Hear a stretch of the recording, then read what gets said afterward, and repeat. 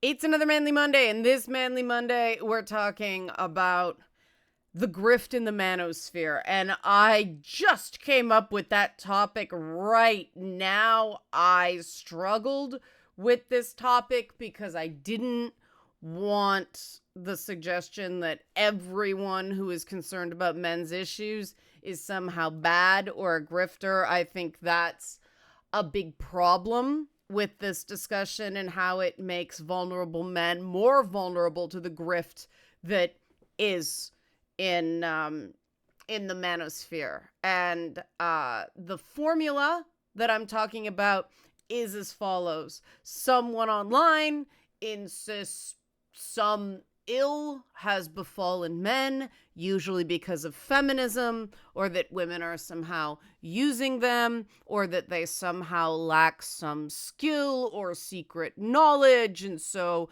the men who are the targets are big losers, and the guru in question knows the secret to, getting women interested in you or going your own way or whatever.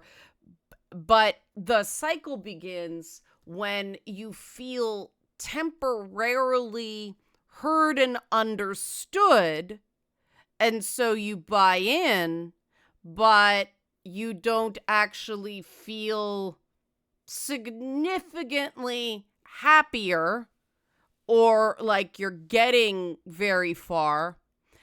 And that's when the guru in question goes, no, you're doing it wrong. You have to spend more on courses, and you have to do more workshops and webinars and all that stuff. You have to buy my book. Again, I have 10 books out right now, right? You have to subscribe to this thing. You have to go to this university that isn't an accredited university, right? You see how the cycle, that's what I'm talking about.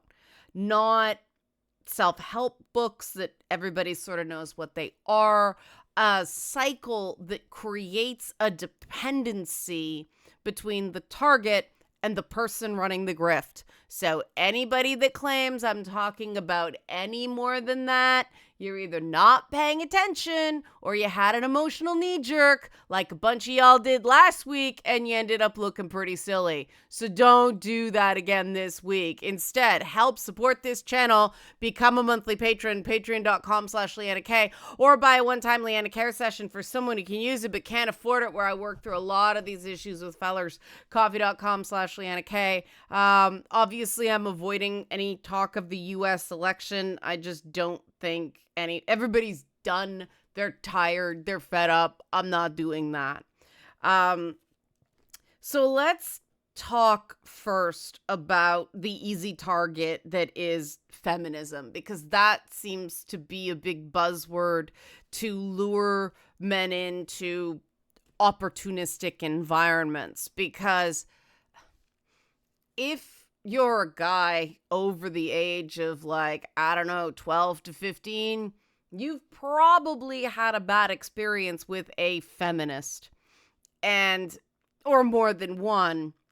And instead of it being some people of any belief system are good and some people of any belief system are bad, and most people sort of fall in between.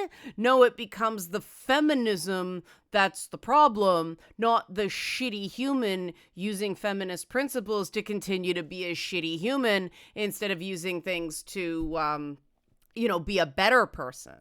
Because it's easy to just see this collection of angry women as the big threat to men. The problem is that, well, first of all, feminism's so big. It's such a massive and contradictory collection of ideas, many of which do not agree with each other, and some actively oppose each other. Sex positive feminism versus sex negative feminism, for instance. Those two groups have nothing in common. So saying I hate feminism or feminism is evil is saying I hate colors. Colors are evil, right? It's just too big. And I get a fight every single time with this. And it's true. any group over a certain size, and this is why I was very careful not to name this video, how the manosphere is hurting you or something like that. No, I'm talking about the grift within the manosphere, because there are plenty of perfectly decent people that consider themselves part of the manosphere, and I'm not going to demonize the entire group. We need to stop doing that. Everyone needs to stop doing that.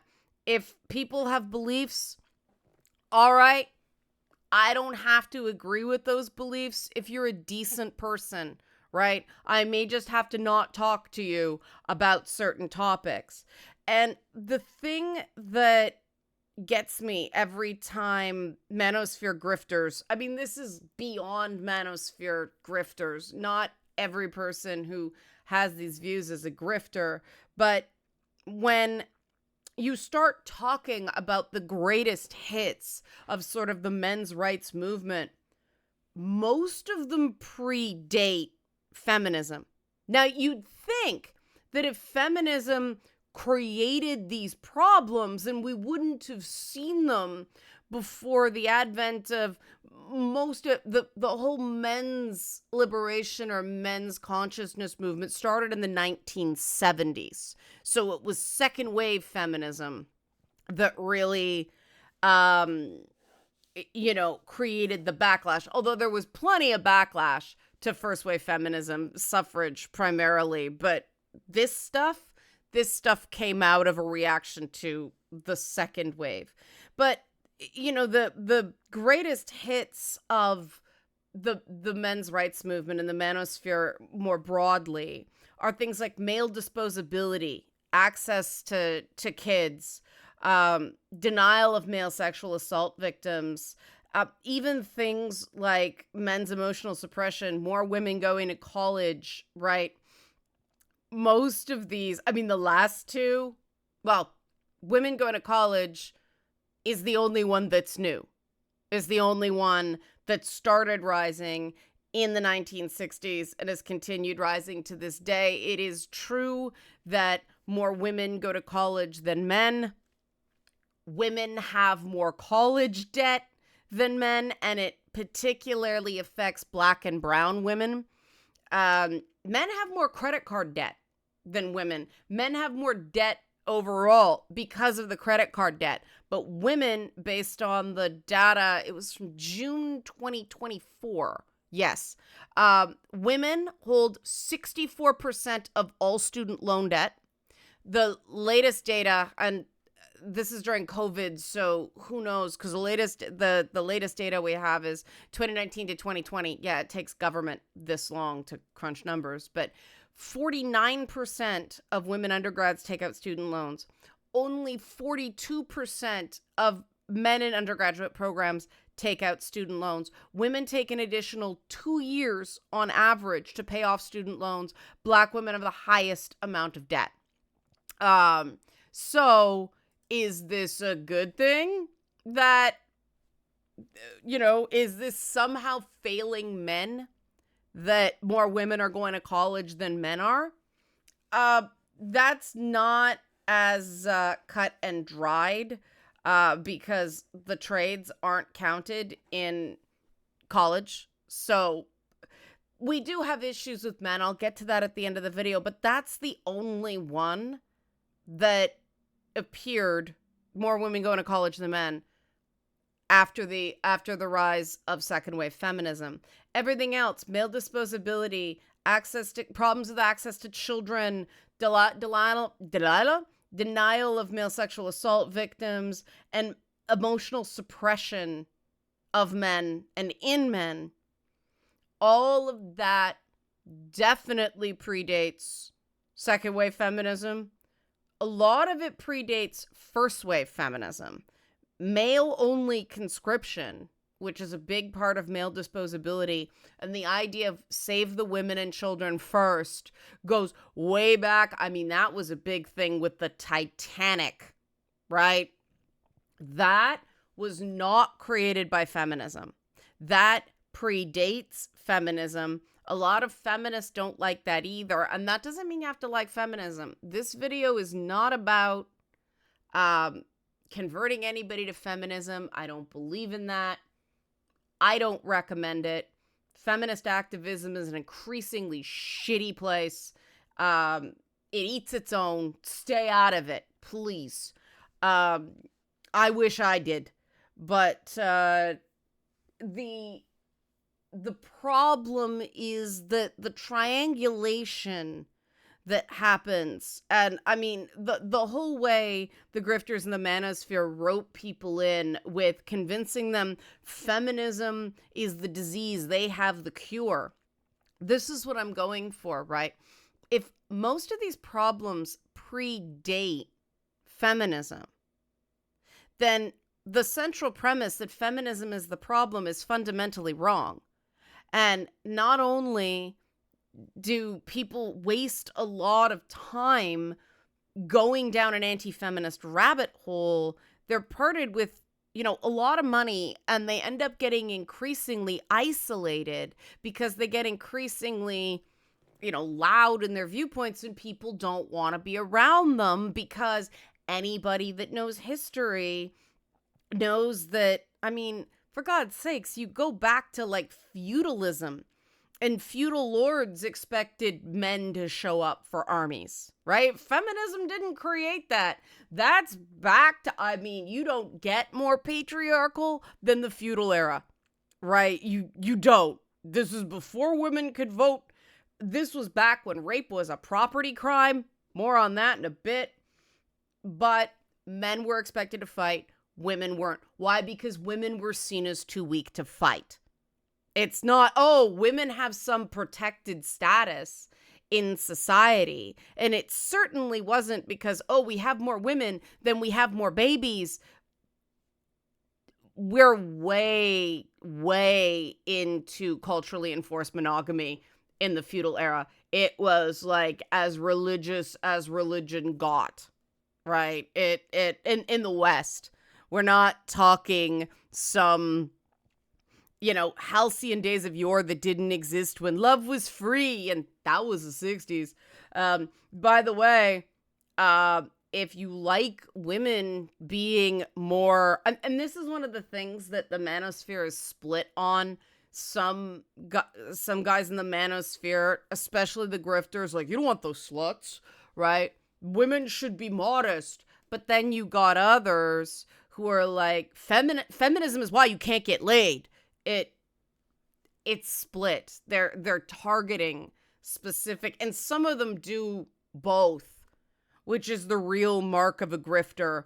If they think that men should have this, hot and cold running access to sex, but women should only be with one man their whole life, where are these available women coming from? Exactly. And people will argue me around the edges. Not the point. Take the whole point. I find some of the angrier comments to these videos, they find one thing that they can tear into, missing the larger point. It's not about nitpicking the individual points. It's that these things predate feminism. Male disposability certainly predates feminism. Here's the thing, though. The draft has always been unpopular, which is why we haven't had a draft in a really, really long time in North America.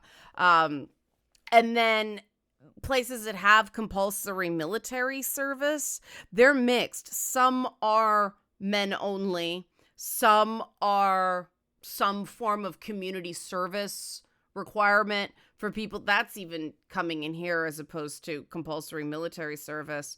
Places like Israel are everybody, though I believe men do more time in Israel than women do. I could be wrong there, though, but everybody has to serve. So this is one of these things that to say society hates men and it's because men have to register for the draft and go off and die. There hasn't been a draft enforced in the U.S. since Vietnam. We didn't even do that in Canada. So no one of fighting age today has had to worry about that. So it's the principle of the thing. It's a volunteer military. So you're angry at a concept that no one is really looking at using in North America. Other places around the world, that has to deal with the particular quirks of individual cultures. You can't say it across the board. So, you know, that has stuff to do, individual mileage may vary, but again, the male only draft and the idea of save the women and children way predates feminism. So does this idea that men, it's less important if men have access to their children. Back in the day, kids got put in orphanages even if their dad was still alive, if the mother died, because the idea of, it was unnatural. Men couldn't possibly raise children. Again, way before second wave feminism, in some cases before first wave feminism. Why do you think all of the fairy tales have wicked stepmothers? That comes from the fact that man has a daughter, needs care, he can't do it.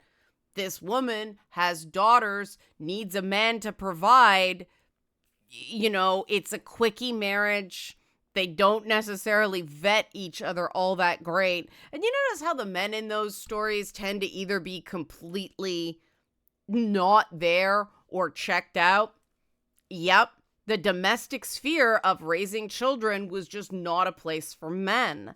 Again, that wasn't created by feminism, and the court systems that everybody says, they're biased against men. Well, they're biased against divorce. And these systems were set up at a time when there was this concept that, men would duck out and then start a new family and abandon them too and start a new family. And that wasn't feminism doing that. That was very, very traditional conservative courts that wanted to make divorce as difficult as possible. So not being able to see your kids is another reason not to get divorced. Now, up here, at least, shared custody is the norm. Co-parenting is preferred. They only really take that away if the parents really don't get along or there is a serious problem with a parent. The default here in province of Ontario is joint custody, shared care. There have to be reasons. Not true everywhere in the world, but again, this wasn't a thing feminism created. This was the laws. Now, divorce rates went way up under feminism. That's true because women got more financial emancipation and weren't reliant on men for money. And so, the divorce rate skyrocketed. That didn't mean the marriages were worse. It didn't mean people got worse at relationships. People just weren't stuck together. And a lot of these very punitive divorce laws came out as a reaction to that. They thought they could punish people into staying together. This isn't the work of big bad feminism. This is the work of the conservative reaction to feminism.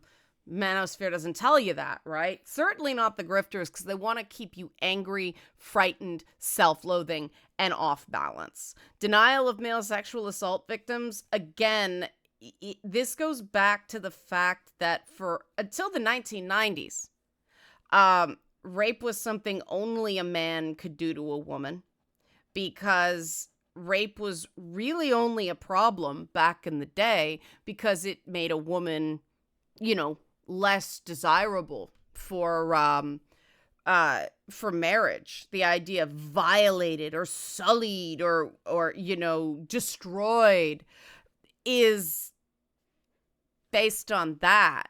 It was a property crime. Oh, your goods aren't as marketable anymore. Here, we'll repay you for your trouble, right? That was where original rape laws came from, which is why, it took a long time for rape within marriage to be considered illegal. Why it took a while, and this still isn't true in some countries, but here at least it was in the 1990s, because of the reforms of third wave feminism, that men could even legally claim rape at all. So that, again, wasn't feminism. Feminism's the reason that we can even talk about male victims of sexual assault. I mean, you go back to, the whole pederasty thing back in, the Greeks, the Romans. That would be considered grooming today. So, the socially acceptable structured molestation of younger boys by older men. Oh, but no, come on. By modern standards, that was not the history of who is fully considered a man is fascinating. And the vast majority of males were not considered full men for some reason or another. That is a big part of patriarchy that doesn't get taught anywhere. If you want to say feminism has some failings, louder for those in the back. But feminism did not create the denial of male sexual assault victims. Now, do we need more work on this? Yes, we do. This isn't it is an ideological thing, but it's also a money thing, that certain groups get a lot of money. The creators of the Duluth model, for instance, get a lot of money under the existing system. If we start going, hey, we need to make more space for male victims of domestic violence and sexual assault, that upsets status quo.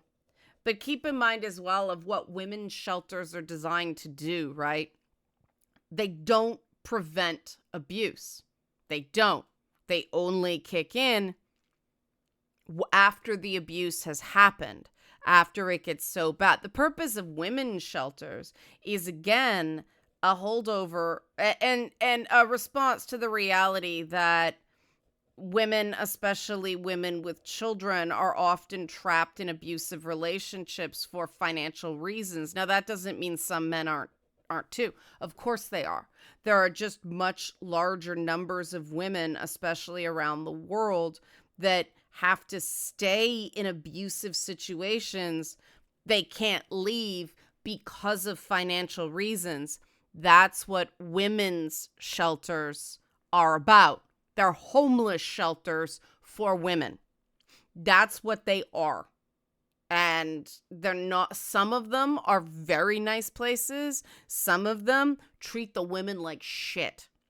But, the shelters for women, that was just a response to a problem. It doesn't treat the problem. It doesn't create less abuse. It may make the abuse shorter, but it doesn't do anything about the risk factors for abuse, and it doesn't stop abuse. It just means once you are abused, you allegedly don't have to stay there, but shelters are oversubscribed and they're very restrictive. So, for instance, some shelters are not appropriate for women who work from home, who have to telework, because some of the shelters have very strict rules and don't allow, digital communications within them. It's changing, but it's really behind the times. The whole shelter system doesn't do a damn thing to get at the root causes of why people abuse. And if you look at the reasons why women abuse, they're a lot like the reasons men abuse, right?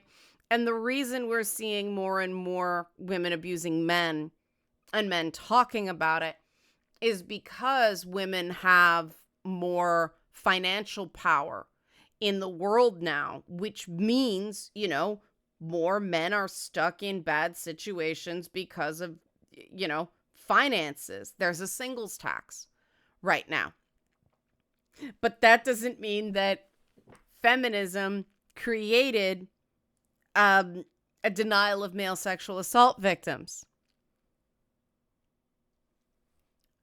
The denial of male sexual assault victims comes from masculinity constructs that, look it up all the way going back, the one who's receiving the bottom is not a man.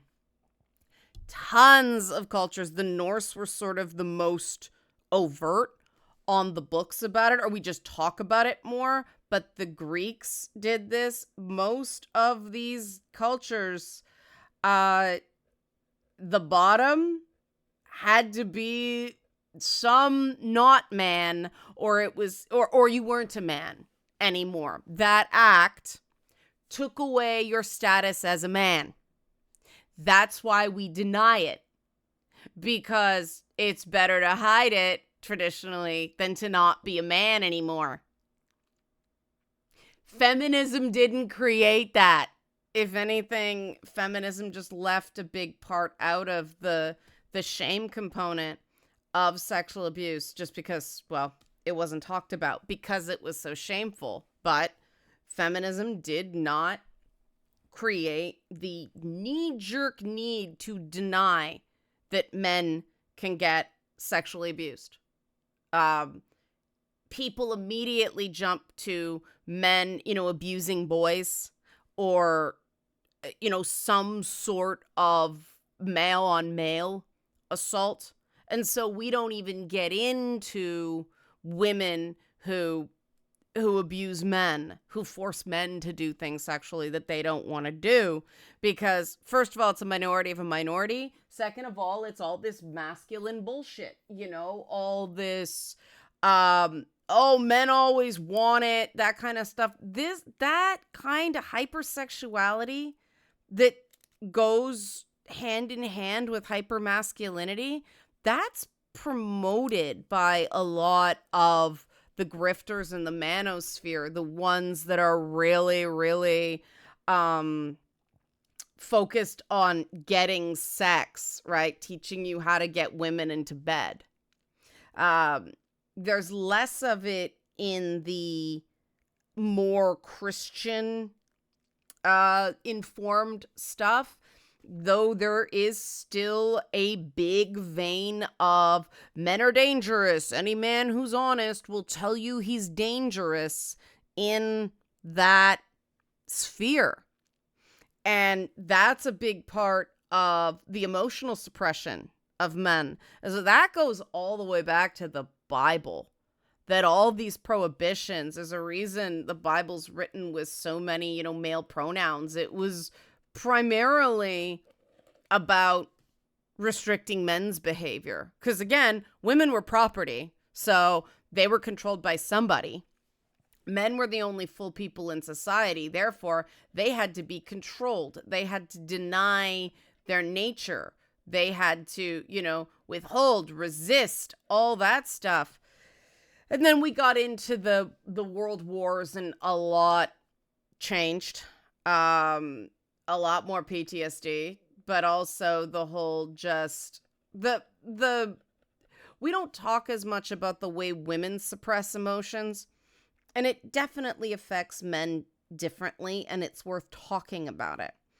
But the women that use the stereotypes and the continued cultural preference for suppression of certain emotions in both men and women, they use the fact that, oh no, women aren't angry, I'm hurt, when she's really angry, to, deny men's right to be sad or frightened or any of those more vulnerable emotions. Feminism didn't create those manipulative women. And there seems to be this idea that it did. No. Saying feminism created manipulative women, again, there are stories of those kind of women going all the way back to like the Arabian Nights, and the Bible's got stories of feminine wiles, and way, way back. Way back. Saying feminism created manipulative women is like saying video games created violence. It's just not true. And when you think about it, it's kind of absurd. Again, predates. And the one thing that I do think is sort of new is the whole creepy thing. And again, this, if you spend a lot of time online, that kind of stuff seems really all pervasive. And, you know, if you're nervous around women because you think you're going to get called creepy, you up the chances of being called creepy because you're going to seem nervous and awkward, right? But the women who do this stuff, who manipulate men, who abuse men, who just call men creepy, mostly to say, oh, a guy hit on me without wanting to seem like they're bragging. These women are damaged, okay? It doesn't mean they're bad people, but they're damaged. Acknowledge that. And you never hear these manosphere grifters say that. Oh no, they treat this as the default state for women. So you have to learn how to manipulate back because it's this war between the sexes where no one can form a real emotional connection. And that's the problem when you start talking about enforced monogamy and pickup artist tactics and all that stuff. They're not teaching you how to form emotional bonds. They're teaching you how to manipulate and obfuscate your way into a meaningless sexual encounter based on deceit, possibly on both sides, right? And that's why it doesn't make you happy, and that's why you have to keep going back, and then you have a bad experience, and so that guru shit. But here's one who's poking at the exact same insecurities. What he says sounds right, but his prescriptions don't work, and so you're on to another unless he manages to convince you that, oh no, you just have to keep working the steps, right? The problem is you. So what do we do instead? We do need groups that are male focused. I don't believe in purely like, I don't like single sex spaces, period. But we do need groups with a focus on men's issues so we can talk about it. So men can, talk. But if you've been in any group therapy environment, part of group is about being challenged. And most guys do not want people saying nothing if they think they're in the wrong, at least, in principle. But we do need those groups, but we need them to be, people gotta earn a living, but the profit motive shouldn't be primary. The results, actual improvements should be. And that isn't gonna come from somebody with a YouTube channel and a subscription program, because think about it, those work by having you do month to month subscriptions where you get very little out of it, because if you get a lot out of it, somebody like me who's a peer counselor, somebody who's a therapist, that's an hour of their time. Whereas the only way, a guy like Andrew Tate has all those damn cars is at scale. He's not working 14-hour days, or at least 10-hour days, and spending that much time in the gym. Let's be real, right? So anybody like that who is at scale, there is an element of manipulation somewhere In the case of, modern Jordan Peterson, it's more he's being manipulated than anything. If people just stopped at him, it would be one thing. The problem is there's still, there's a spiral that happens at certain points if you use that method that talks about danger and darkness and all that stuff all the time. It's not good to be focused on that. Now it's just, that situation is tragic. But, in the sort of 12 Rules for Life era, there was a guy fighting his own demons and, lost, clearly. There's the thing, if his methods really worked, would he be where he is now? And that's why I'm, kinder to him than the rest of the manosphere. At least he had a degree. At least he had some knowledge. At least he pulled things from some stuff that had a baseline point. He went way afield in some cases because of his own, the things he was struggling to contain. But anything that focuses on darkness or danger, anything that insults you to motivate you, anything that uses terminology like losers or suckers or anything like that, it's designed to trigger you into not thinking critically. Anything that is actually going to help you should challenge you, but not hit those alarm buttons. It's what works, helps you step away from those sorts of thoughts and into ones that instill more balance and self-esteem and centeredness and a feeling of regulation. If you're constantly in a state of anger and fear, that's a sign that something's really wrong and you deserve better. And better is not going to come from some grifter in the manosphere. So there are good programs out there. They're just not popular on YouTube or Twitch. Any of the big ones, people are only making that kind of money if there is some level of grift in it, right? It's not, it might be a good start, right? If you buy a book and you find it helps you and it's like, okay, this is a place to start, awesome. It's just a book.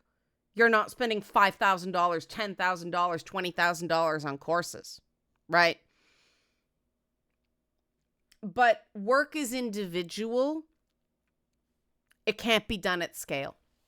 Hope you found this helpful. Help support this channel. Become a monthly patron. Patreon.com/LeannaK. Or buy a one-time Leanna Care session for someone who can use it but can't afford it. Coffee.com/LeannaK. Thanks for watching Manly Mondays.